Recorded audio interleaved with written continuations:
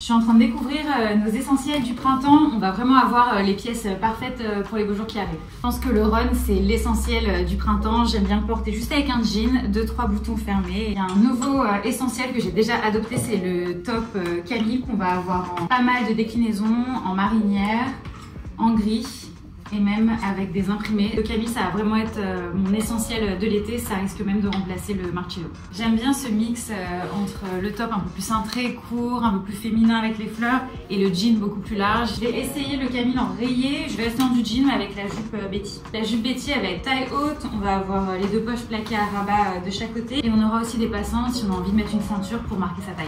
On a une autre jupe en jean mais imprimée à fleurs, c'est la Marja. Très vintage. Les Camille sont vraiment courts donc on n'a même pas besoin de les rentrer à l'intérieur.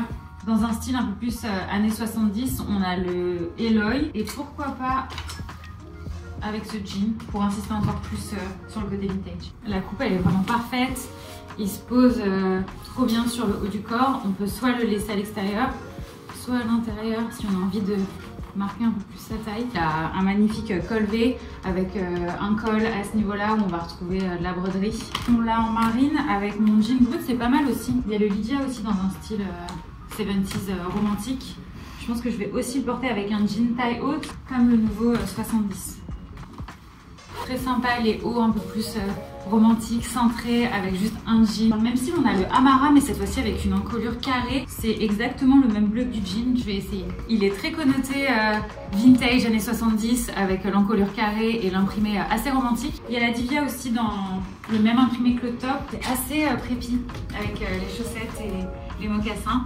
Et même avec une ballerine, une basket, si on a envie d'être décontracté. Le top L'Oréal, toujours en imprimé avec des fleurs mais un peu plus subtiles. C'est sympa aussi d'avoir le côté un peu plus années 70 avec les plateformes et les raffias. Le jean plus taille basse 90. Et le haut qui est un peu plus féminin qu'on vient ouvrir au niveau du décolleté et sur le bas. Ce que j'ai repéré depuis tout à l'heure, c'est la veste Marion avec le jean qui va avec.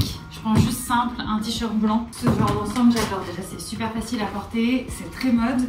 C'est du denim donc ça va avec tout. Et on peut très bien le porter quand il fait un peu plus frais. Je trouve que pour l'été c'est super sympa, ça rapporte un côté très sophistiqué au final au denim qui peut être décontracté. Ensuite la Bilma, mais je vais la porter un peu différemment, je vais bien remonter les manches. Je trouve que la rayure et la popeline ça donne un côté un peu plus masculin, donc je trouve ça vraiment très sympa d'ouvrir au max pour apporter le côté féminin et on remonte bien les manches. Pour le printemps on aura aussi des mailles mais en coton comme le jack que j'ai sur moi, super versatile.